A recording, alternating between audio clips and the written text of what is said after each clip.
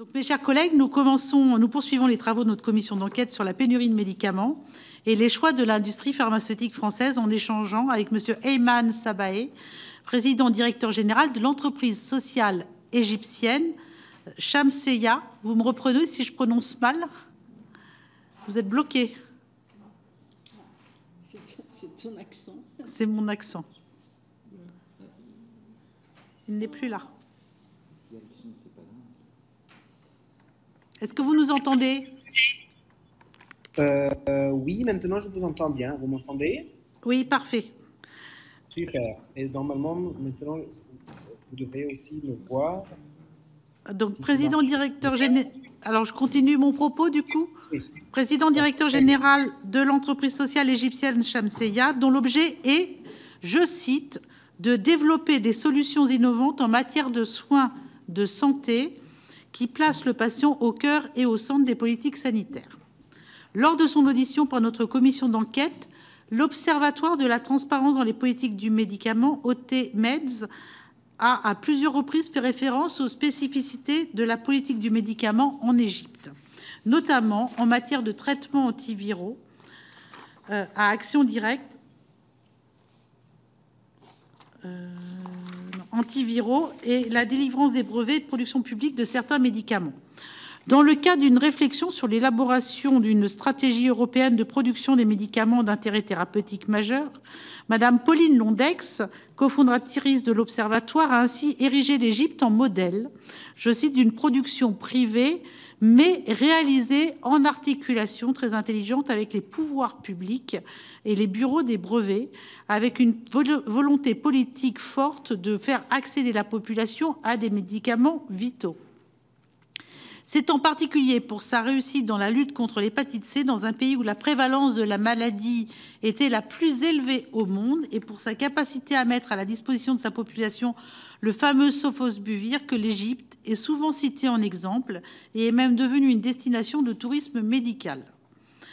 Après que le bureau des brevets égyptiens a refusé d'accorder un brevet au laboratoire Gilead pour son Sovaldi, vendu à des prix exorbitants aux États-Unis et en Europe, le gouvernement égyptien a opté en 2014 pour la production locale de génériques de ces nouveaux traitements antiviraux à action directe et est parvenu à les fournir à des coûts plus de 1000 fois inférieurs à ceux pratiqués dans certains pays à haut revenu. À l'époque, pour l'association Sofosbuvir d'Aclatasvir, selon les chiffres disponibles, $120 contre $147 000 aux États-Unis et 41 000 € en France pour 12 semaines de traitement, ce qui fait une différence quand même extrêmement substantielle. Lors de la mise sur le marché en France du Sovaldi, nombreux étaient ceux qui réclamaient un débat public sur la légitimité de certains brevets et sur l'utilisation de la licence d'office, outil juridique qui, en France, bien qu'inscrit dans le Code de la propriété intellectuelle, n'a jamais été mis en œuvre et ne paraît pas pouvoir l'être au dire des ministres de la Santé successifs que nous avons auditionnés et qui nous ont confirmé cette réponse. Il nous a donc paru intéressant d'échanger avec vous pour évoquer les conditions dans lesquelles une telle politique a pu être mise en œuvre dans votre pays et dans quelle mesure les actions entreprises en Égypte, notamment en matière d'accès à certains traitements innovants, pourraient être reproduites pour d'autres traitements ou transposées à d'autres pays comme la France, dont la disposition à payer est évidemment très différente de celle de l'Égypte, de votre pays. Les dépenses de santé sont infiniment moins socialisées en Égypte qu'en France, ce qui certes change la donne, notamment du point de vue des laboratoires. Monsieur Sabahe, sur ces sujets, sur les spécificités et limites du modèle égyptien, je vais immédiatement vous céder la parole pour un bref propos introductif. Puis Madame Laurence Cohen, qui est rapporteure de notre commission d'enquête, vous posera une première série de questions et ensuite je transmettrai la parole à nos collègues. Je précise que cette audition est diffusée en direct sur le site internet du Sénat et qu'elle fera l'objet d'un compte-rendu publié. Monsieur Sabahe, je vous remercie. Vous avez la parole. Merci beaucoup, c'est très apprécié et j'espère que aujourd'hui je pourrai même vous donner quelques pistes pour votre travail très important. Alors, tout d'abord, en fait, je voulais commencer mon propos sur un petit aperçu des conditions et des outils qui ont été employés par l'Égypte, par l'État égyptien, mais aussi par la société civile égyptienne, spécifiquement dans le cadre des médicaments sur l'hépatite C. Alors, premièrement, il faut quand même souligner que avant 2014, l'Égypte était le pays avec avec le plus grand pourcentage de cas d'hépatite C dans le monde. Et c'était une infection qui était très répandue en Égypte. Et en fait, la raison principale de ça, c'était une campagne qui a été menée par l'État égyptien dans les années 50, 60, voire même plus après, pour le traitement massif d'une autre maladie qui s'appelait la bilharziose, c'est une maladie tropicale. Excuse. C'est une maladie qui était très répandue en Égypte et dont le traitement dans les années 50-60 se faisait avec une injection d'une substance qui s'appelait le tartare émétique. Et à ce moment-là, l'État égyptien a décidé de faire une intervention massive pour le traitement de cette maladie-là en donnant ces injections-là. Et en ce moment-là, ces injections étaient faites avec des syringes en glace qui ont été lavées et donc des mesures d'infection, de prévention d'infection très limitées. Et du coup, avec cette campagne-là, ils ont répandu l'hépatite C partout dans le pays. Et c'était vraiment géré par cette campagne du gouvernement et avec le défi d'information sur le mode de transmission de l'hépatite C pendant ce moment-là. Et donc, c'était vraiment la responsabilité de l'État de trouver une solution pour l'hépatite C. Avant l'année 2014, l'État égyptien a commencé à entendre des annonces de différents compagnies pharmaceutiques, particulièrement Gilead, sur la production de nouvelles gammes d'antivirus qui promettaient des résultats très encourageants. Et pour pouvoir taper sur ce marché très important pour eux, bien sûr, ils devaient faire des tests cliniques, des essais cliniques en Égypte sur des patients égyptiens. Tout d'abord, s'assurer que le génotype de l'hépatite C qui était répandu en Égypte, que ce traitement allait apporter de bons résultats avec ce génotype-là. Et deuxièmement, parce que c'est le marché le plus important pour eux. Et donc, du coup, une grande partie des essais cliniques sur ce médicament-là a été conduite en Égypte avec la coopération du gouvernement. Et donc, quand les résultats étaient positifs et que les Gilead et d'autres entreprises plus tard ont voulu entrer dans des négociations avec le gouvernement, ça c'était un très grand point d'appui et c'était très important en fait dans le processus de la négociation.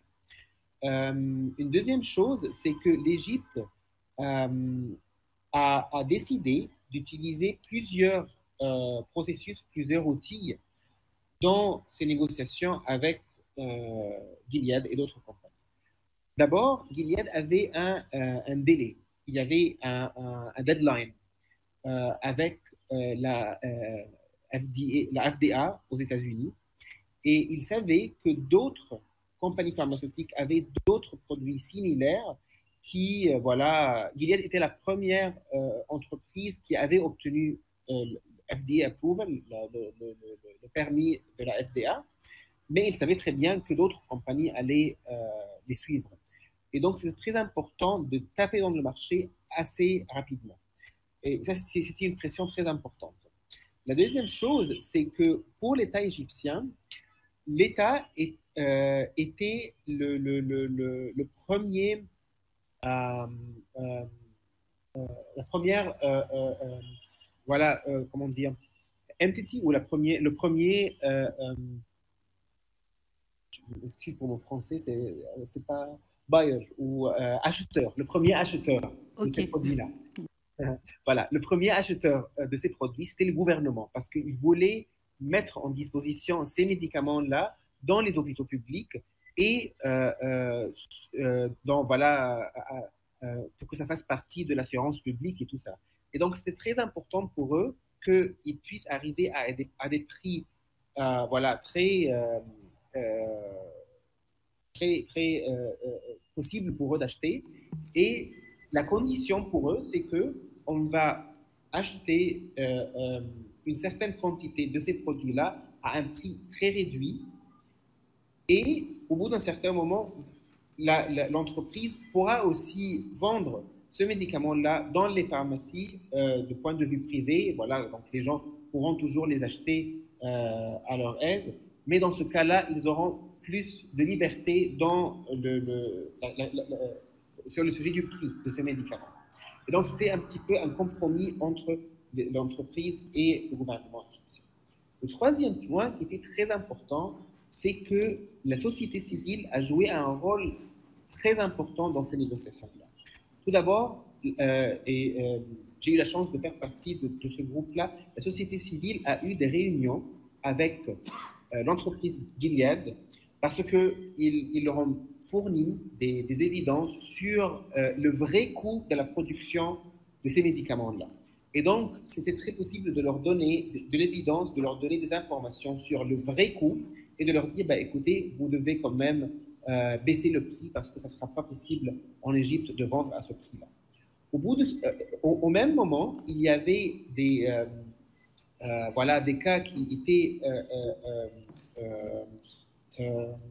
en Inde, voilà, des cas civils et des suitcases ou comment dire, des processus légaux en Inde pour établir, pour savoir si ces médicaments-là seront considérés comme de nouvelles technologies et donc s'ils auront une patent ou une licence exclusive de production comme un nouveau produit, ou est-ce que ça va être considéré comme un produit générique et donc les pays pourront le fabriquer à leur aise avec des prix qui leur seront convenables. Et en coordonnant en fait ces efforts-là avec la société civile en Inde, dans ces cas-là, en Inde, ils ont eu la décision voilà, du tribunal, c'est que non, ce n'était pas vraiment un produit très original, c'était une évolution de technologie qui était déjà présente, et donc on ne va pas lui accorder le patent, ou voilà, le copyright, ou voilà, la licence d'être...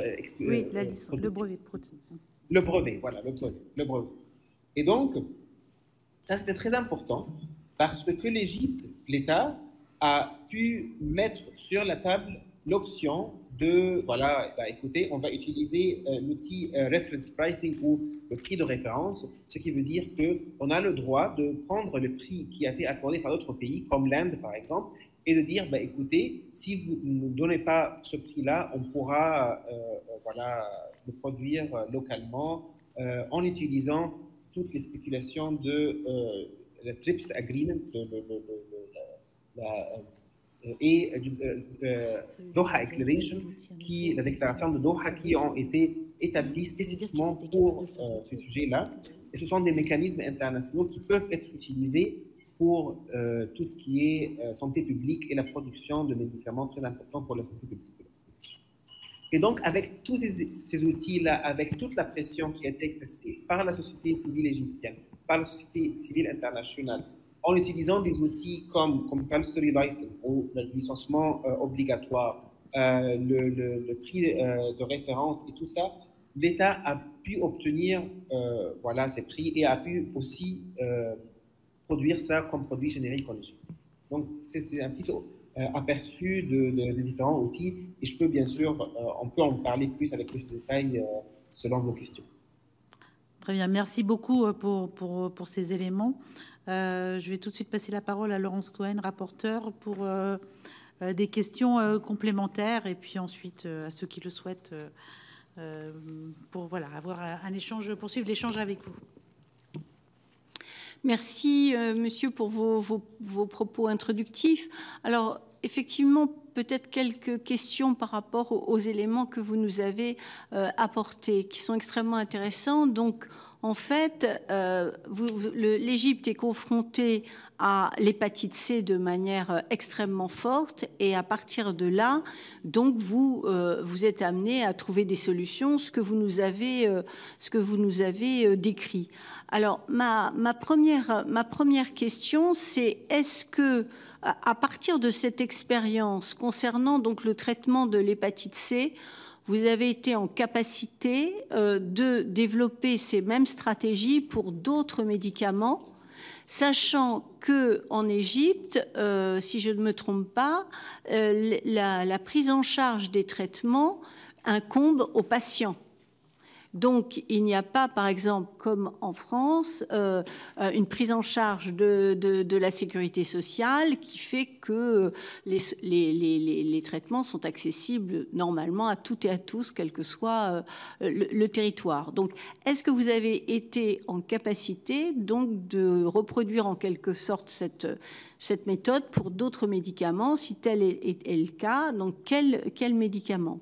Ma deuxième question, c'est à partir du moment où vous avez donc inscrit un modèle extrêmement intéressant et qui permet aux patients égyptiens d'avoir accès donc à ces médicaments, est-ce que vous avez pu avoir des entreprises qui, sur le territoire égyptien, ont pu produire ces médicaments? Et quand je dis produire ces médicaments, je veux parler, parce que c'est une difficulté qu'on a en Europe et singulièrement en France, du principe actif jusqu'au produit fini.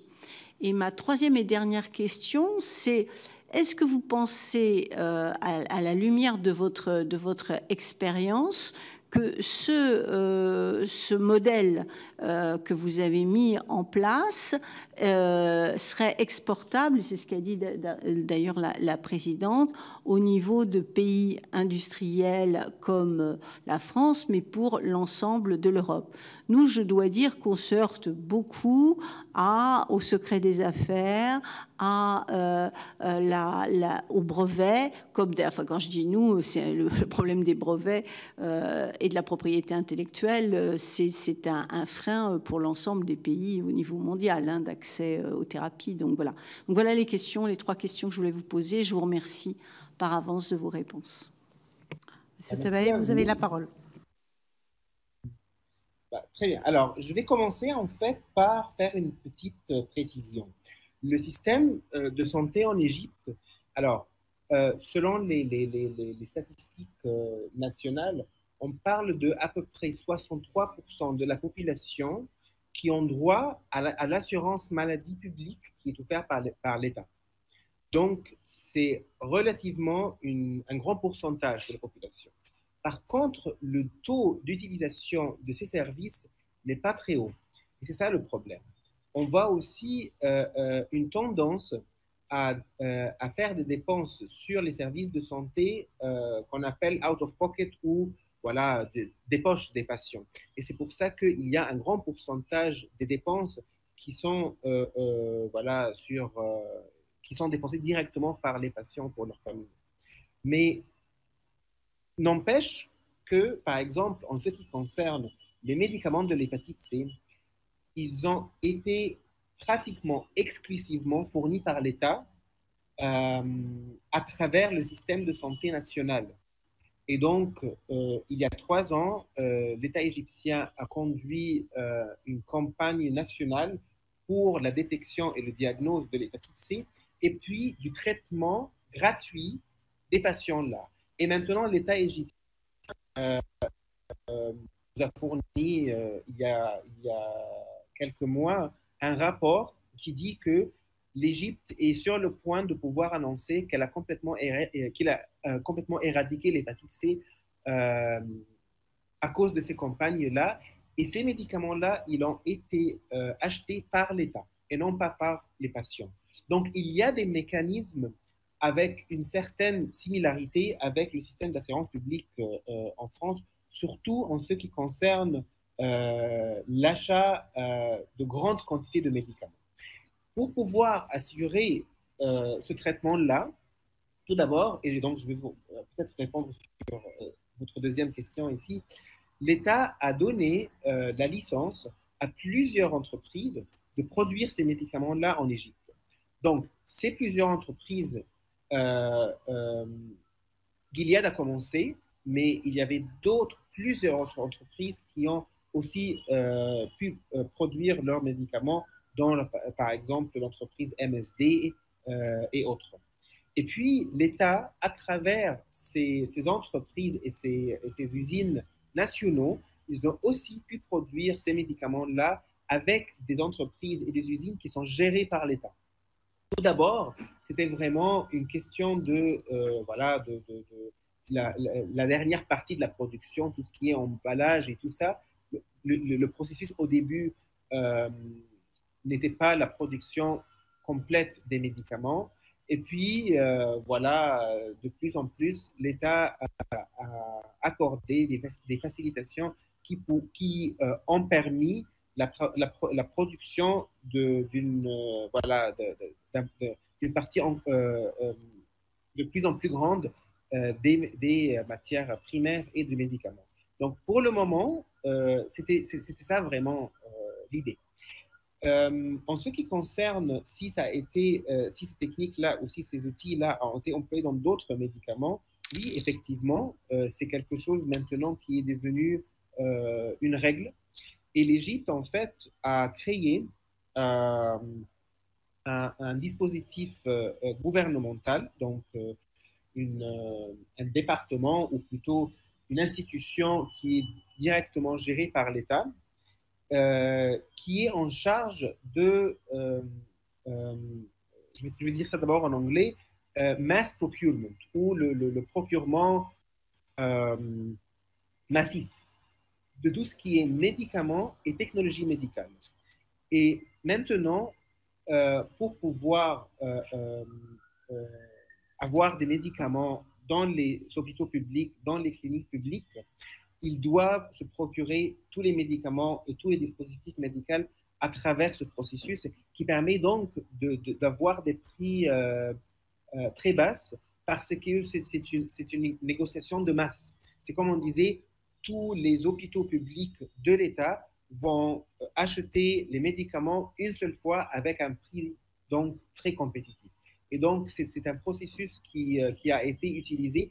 Et là, ils utilisent tous les outils. Donc, ils utilisent compulsory licensing, licence obligatoire, tout ce qui peut être utilisé pour la négociation dans le TRIPS Agreement ou dans le Doha Declaration.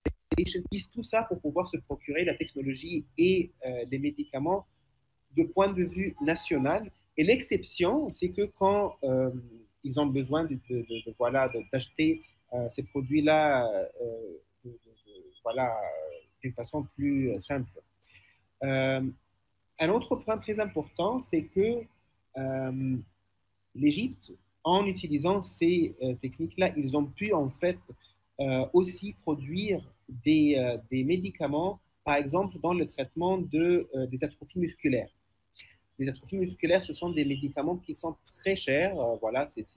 Ça coûte des millions de livres égyptiennes et c'était exclusivement produit par des entreprises américaines en général même. Et donc, c'était vraiment à des prix exorbitants. Et quand l'Égypte a mis dans sa constitution que l'État doit fournir un système d'assurance au public, bien sûr, ça va prendre du temps, ça prendra au moins 15 ans pour la réalisation complète de systèmes de couverture universelle de la santé. Mais quand ils ont mis ça en place, l'obligation de l'État envers ses patients a commencé à augmenter. Et donc, l'Égypte a pu récemment produire ces produits-là localement avec des prix aussi qui sont 100 fois, 200 fois moins que les prix globaux.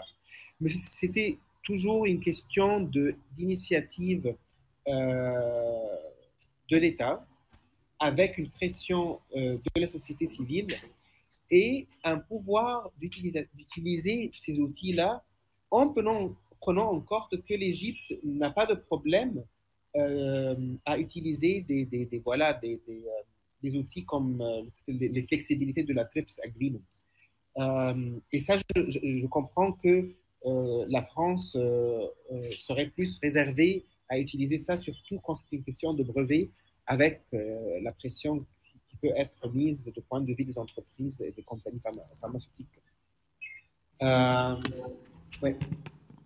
Monsieur Sabaye, pour que nous comprenions bien, vous êtes en capacité de discuter, mais aussi parce que vous pouvez opposer au laboratoire dans la discussion la capacité à produire dans votre pays les médicaments en question. Ça, c'est ma première question. Et ma deuxième question repose sur le fait que vous ne pouvez pas faire ça pour tous les médicaments. Donc, il y a forcément une stratégie. Il faut une situation de crise ou une criticité particulière du médicament concerné ou de la pathologie concernée pour vous décider de mettre en œuvre ce process.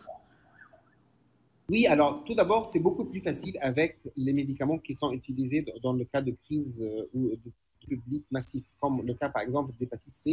Ça devient beaucoup plus compliqué dans les médicaments qui traitent un nombre assez limité de patients, bien sûr. Mais la plupart du temps, ces grandes négociations, ces grandes initiatives qui vont pousser les entreprises soit à produire en Égypte, soit à donner des licences à d'autres entreprises pour la fabrication locale, ça vient vraiment de la présidence dans certains cas. Et ça arrive parfois aussi dans le cas, par exemple, des médicaments pour les atrophies musculaires, où c'était vraiment une initiative présidentielle de production. Et là, les négociations étaient vraiment très de haut niveau. Donc, c'est une pression parfois. Et l'Égypte, comme ressource, bien sûr, parfois, ce n'est pas possible de fournir ces médicaments-là aux patients. Et donc, c'est aussi important de souligner que cette question de ressources fait une grande partie de la négociation. Ouais. Sont des entreprises d'initiative publique ou voilà, je crois que c'est ça qu'il faut comprendre, c'est-à-dire que l'exécutif décide qu'il y a une entreprise une usine qui se met en place pour produire tel médicament. Ça se fait avec le laboratoire, en lien avec le laboratoire, j'imagine, et qui trouve un intérêt aussi à pouvoir produire au travers de cette usine. Ou est-ce qu'il vous est arrivé, ou est-ce que vous êtes en capacité d'avoir une production exclusivement publique, c'est-à-dire déconnectée finalement du laboratoire d'origine qui avait le brevet au départ? Non. Ça, c'est en ma connaissance, ça n'est jamais arrivé, mais c'est vraiment un point de pression pour les entreprises là. Aussi, en Égypte, il y a une loi qui donne, bien sûr, à l'État le droit de décider des prix des médicaments qui sont vendus au grand public. Et donc, l'État a le droit de gérer le prix directement. Et ce sont des décisions et des calculs. Voilà, l'État, il ne laisse pas ça complètement à la guise du marché. Et donc, voilà, c'est vraiment... l'État a beaucoup d'outils qu'il peut utiliser d'un point de vue légal pour vraiment aboutir à des prix qui sont plutôt convenables. Et face à une demande assez grande, les entreprises parfois n'ont pas le choix. J'ai une question complémentaire d'une collègue, Laurence Haribé. Bonjour et merci de cet éclairage, parce que c'est important de sortir un peu de la situation franco-française pour comprendre un petit peu les problèmes et les questions qu'on se pose. Je voudrais revenir sur deux choses. La première, vous avez dit dans votre propos liminaire que l'État avait cherché à mesurer le vrai coût du médicament. Oui. Comment vous avez fait très précisément? Et du coup, comme vous venez de nous dire que c'était le gouvernement qui fixait les prix, comment vous élaborez, vous décidez que le prix est le bon prix? Ça, c'est la première question. Et la deuxième question, si j'ai bien compris, mais peut-être que j'ai mal compris, en fait, vous avez développé une industrie locale et une production locale par la distribution de licences. Et donc l'autorisation à produire avec un prix qui est un prix fixé par l'État. Avec le recul, ça a donné lieu à finalement quelle structuration de l'industrie pharmaceutique en Égypte? Est-ce qu'on a beaucoup de petites PME ou est-ce que ce sont des grandes entreprises? Est-ce que vous pouvez nous donner un éclairage là-dessus? Merci. Merci à vous.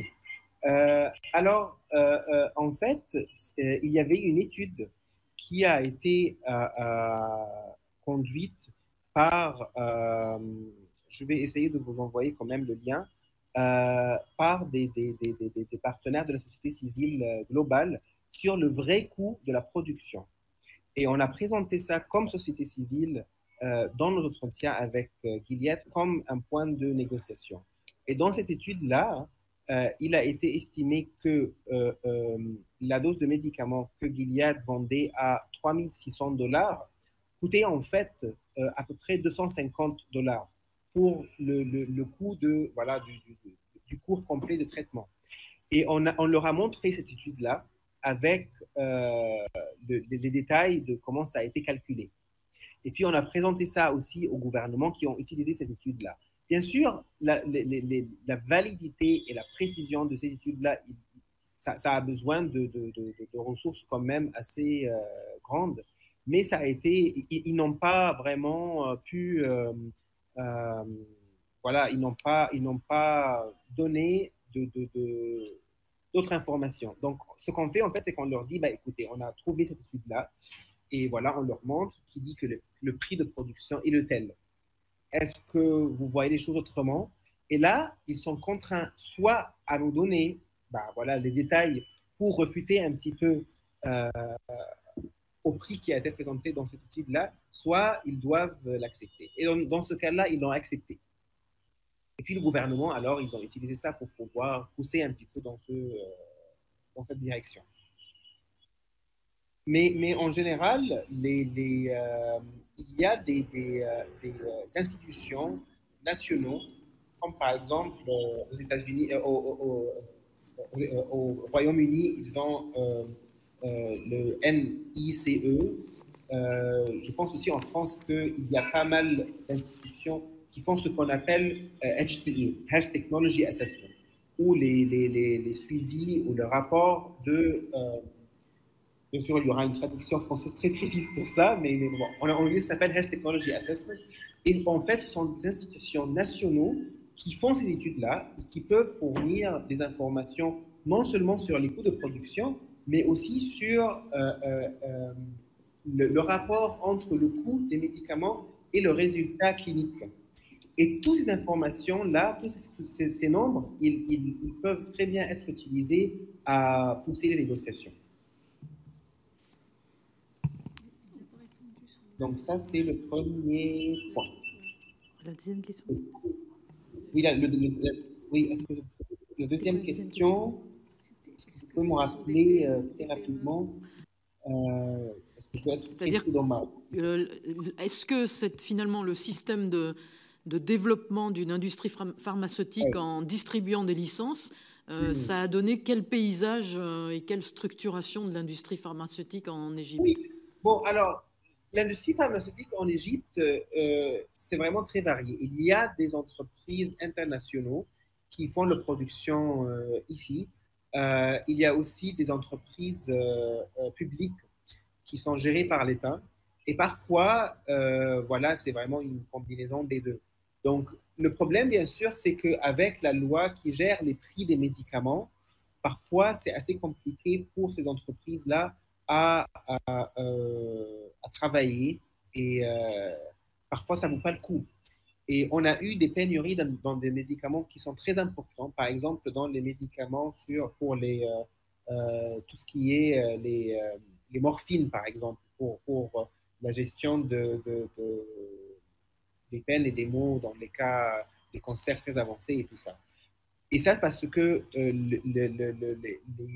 les restrictions légales et en ce qui concerne les prix, n'étaient pas favorables pour les entreprises privées à produire le médicament, et donc ils ont arrêté. Mais là, le gouvernement intervient par une production publique à travers ces usines. Et donc, c'est un environnement qui n'est pas toujours très favorable au secteur privé, parce que voilà, c'est assez fortement régulé par l'État et par le dispositif public. Mais il y a toujours voilà, un compromis, parce que ces entreprises-là, ils trouvent qu'en Égypte, il y a quand même un trop très élevé de paiement de coûts sur la santé d'une façon privée. Et puis, il y a un très grand nombre de patients. Et donc, ils ne peuvent pas voilà, renoncer à ce marché. Mais vraiment, il y a tout. Hein. Il y a tout. C'est un secteur qui est très fluide maintenant. Et il y a de plus en plus de rôle de l'État dans la production des médicaments. Très bien. Encore une série de questions. Émilienne Poumirol. Oui, merci pour tous ces renseignements. Je comprends bien, surtout avec ce que vous venez de dire à l'instant, qu'il y a un rôle majeur de l'État. Et j'ai bien compris que l'exemple de l'hépatite C, c'est un médicament qui est particulièrement cher et qui, bon, il se trouve que l'Égypte avait beaucoup d'hépatite C, donc il y avait un marché qui était important. Mais est-ce que vous, en dehors des médicaments, j'allais dire, de crise, ou en tout cas ce type de médicament, est-ce que pour des molécules aussi simples que le paracétamol ou l'amoxicilline, hein, où nous subissons des pénuries, est-ce que vous avez aussi une production nationale qui vous est propre, quoi, hein, même sur des médicaments? Alors, c'est sûr que si l'État fixe les prix, ça modifie un peu la donne, hein, mais est-ce que vous avez une production locale de médicaments, ce que nous on appelle les médicaments matures, hein, c'est-à-dire bon, un certain nombre de médicaments relativement anciens qui sont produits en Égypte? Oui, effectivement, il y a une grande production locale de ces molécules-là. L'État n'intervient pas pour faire une production publique à travers les usines de l'État, que sauf quand le secteur privé n'arrive pas à répondre aux besoins. On a eu ce cas, par exemple, dans la production des formules, voilà, du lait artificiel pour les enfants voilà, qui dépendent de ça au lieu voilà, de l'allaitement naturel. Au bout d'un certain moment, il y a eu un déficit de point de vue du secteur privé, et donc le gouvernement, il a commencé à produire voilà, ces produits-là.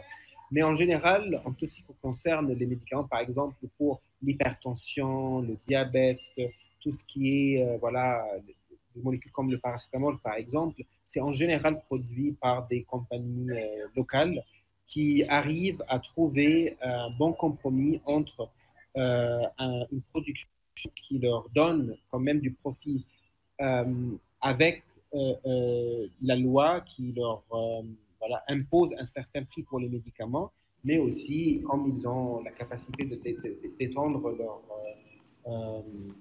leur marché, ils arrivent à la fin à avoir un profit. Oui, vas-y, je compléterai.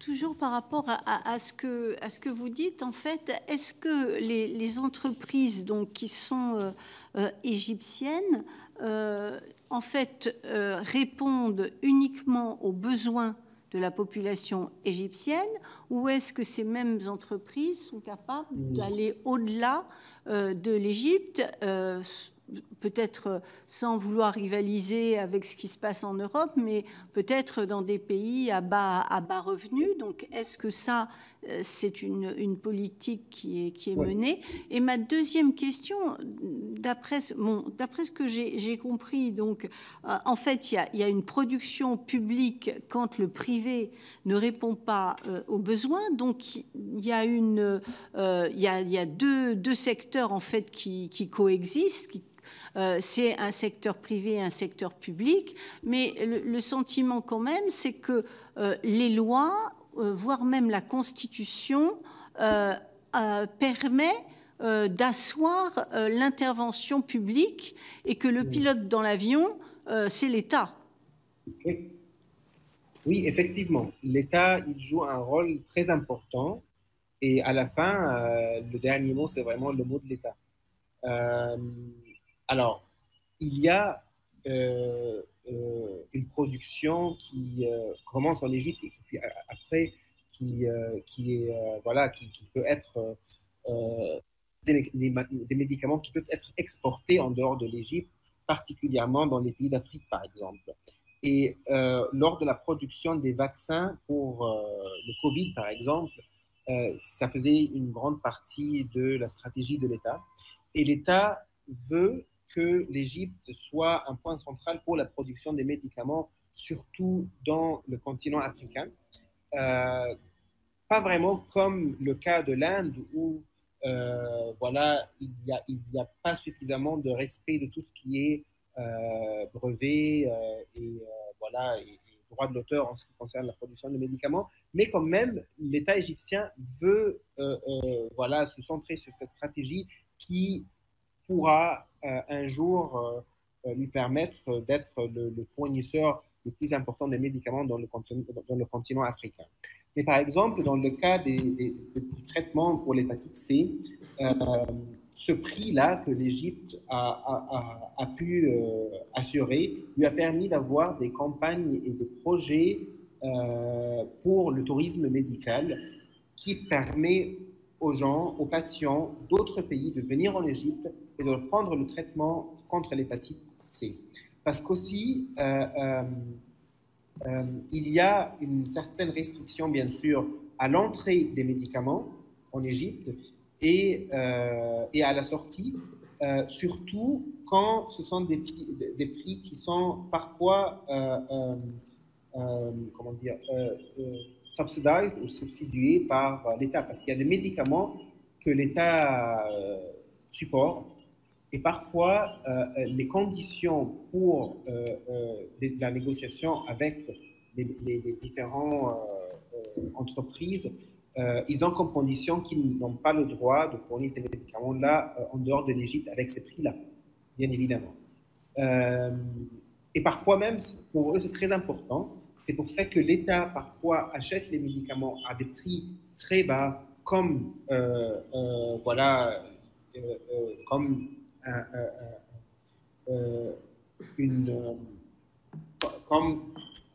le premier ou le plus important fournisseur de ces médicaments-là aux patients, mais le prix référent, le reference pricing, qui peut être utilisé par ces entreprises dans notre pays, sera toujours les prix de ces médicaments-là qui sont disponibles aux gens dans les pharmacies et qu'ils vont devoir les payer avec leur argent, pas à travers les outils de l'État ou l'assurance publique, par exemple. Et donc, vraiment, c'est une balance très importante entre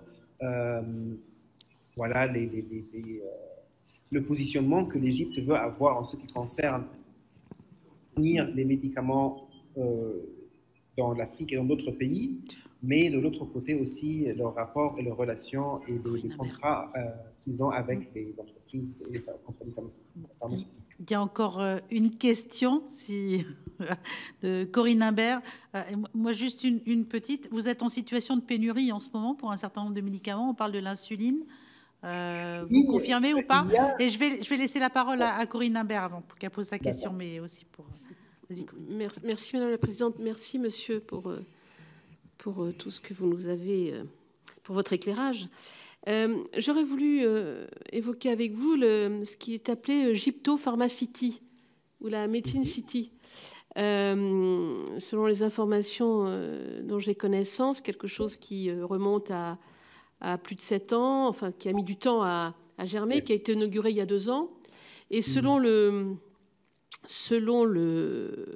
alors je recherche la qualité de la personne, le porte-parole de la présidence, 97% des médicaments, des besoins en médicaments de la population égyptienne seraient produits par le pays.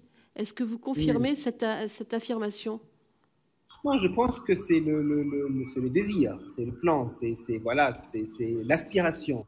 Mais ce n'est pas vraiment le cas pour le moment. C'est vraiment ça correspond plutôt aux aspirations de l'État d'être indépendant de point de vue la disposition, voilà, de self-sufficient, ou comment dire, suffisamment couvert, sans que ça soit dépendant de voilà, d'autres facteurs. Mais ce n'est pas encore le cas. Toujours voilà, en développement. Merci beaucoup.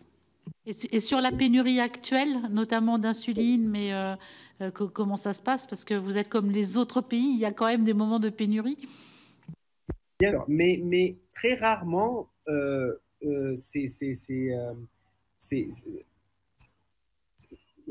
on voit pas toujours ça de point de vue le grand public immédiatement, parce que l'État intervient assez rapidement. Donc vraiment, c'est pas une pénurie de l'insuline en général, mais c'est une pénurie d'un certain type d'insuline, parce que parfois, voilà, les médicaments qui sont fournis par les systèmes d'assurance publique, par exemple, ils ne correspondent pas toujours à ce que les patients expectent.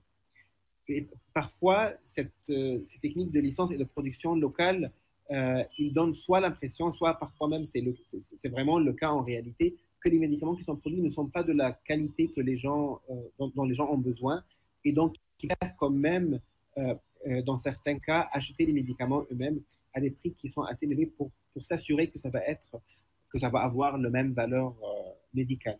Bien sûr, l'État défend que c'est la même molécule primaire, que ce sont les mêmes ingrédients principaux et qu'il n'y a pas de différence. Mais voilà, les patients parfois ont d'autres expériences pratiques et ont d'autres besoins à ce sujet. Et donc, les pénuries, elles viennent vraiment de ce sujet-là.